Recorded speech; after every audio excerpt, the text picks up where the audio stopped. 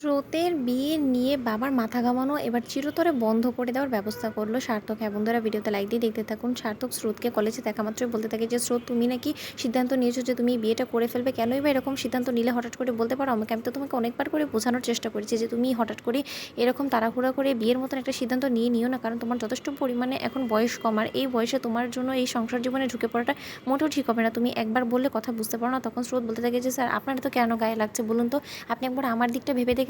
আপনি একবার নিজেকে আমার জায়গায় রেখে দেখুন তো, যেখানে কিনা আমার বাড়ির লোকেরা এতটা আনন্দিত, এত দিন বাদে আমাদের বাড়িতে কোনো একটা ভালো খবর এসেছে। এখন সেই খবরটা যদি আমি এরকম করি, মাটি করে দিই, তাহলে তো আমার গোটা পরিবারের আনন্দটাই উড়ে যাবে, তাই না? আমি তো সেটা পারবো না, কারণ আমার দিদিভাই অনেক দুঃখ কষ্ট যন্ত্রণা সহ্য করে অবশেষে সুস্থ হয়ে উঠেছে। এখন যদি আমি বিয়ে করাতে ওর যদি একটু আনন্দ হয়, তাহলে এই আনন্দটা আমি কেন ওর থেকে কেড়ে নেবো বলুন তো? তখন এই কথা বলা মাত্র সার্থক বলতে থাকে যে ওর থেকে আনন্দ তুমি কাটতে পারবে না, কিন্তু তোমার নিজের আনন্দটাকে তুমি কেন এবার বিসর্জন দিবে বলো তো? তখন স্রোত বলতে থাকে যে স্যার, আমি তো এমন কাউকে পছন্দ করে রাখিনি যে তার সাথে বিয়ে না হলে আমি বাঁচবো না, সেরকমটা তো কোনো কিছু না। এখন যদি আমার ফ্যামিলি থেকে দেখে শুনে আমাকে একটা ভালো জায়গায় ভালো পাত্রের কাছে পাত্রস্তর করতে চায়, আর সে যদি আমার লাইফ পার্টনার হিসেবে ভালো প্রমাণিত হয়, তাহলেই বা তাতে খারাপই বা কী আছে বলুন তো? আপনি শুধু শুধু আমাকে ওদের বিরুদ্ধে উস্কানোর একদম চেষ্টা করবেন না। স্যার, আমি really very sorry to say, আমি আপনার এই বিষয়ে কোনো রকম কোনো মন্তব্য শুনতে চাই না। তখন এই কথা শোনা মাত্র সার্থক বলতে থাকে যে আলবাত তুমি আমার কথা শুনতে বাধ্য, কারণ কেনই বা শুনবে না বলো তো? তুমি একটা কথা ভুলে গেলে চলবে না কিন্তু স্রোত, যে আমি তোমার টিচার, আর তোমার ভালো হোক সেটাই আমি চাই। আমি তোমার ভবিষ্যতে ভালো চাই বিধায় আমি তোমাকে বলছি যে তুমি এই বিয়ের সিদ্ধান্ত থেকে সরে দাঁড়াও, নয়তো অনেক বড়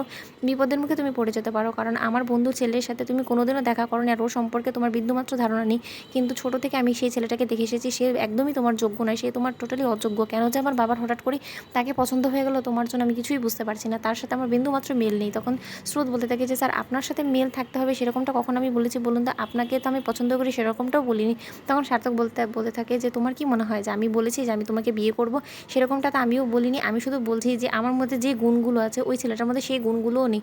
তখন স্রোত বলতে থাকে তাহলে তো ভালোই হয়ে গেল স্যার, কারণ আপনার মতন গুণগুলো যে ছেলের মধ্যে থাকবে, সেই ছেলের সাথে তার যাই হোক না কেন সংসারটা করা যাবে না, আর গোটা জীবনটা এরকম করে কাটিয়ে দেওয়া যাবে না, তাই না?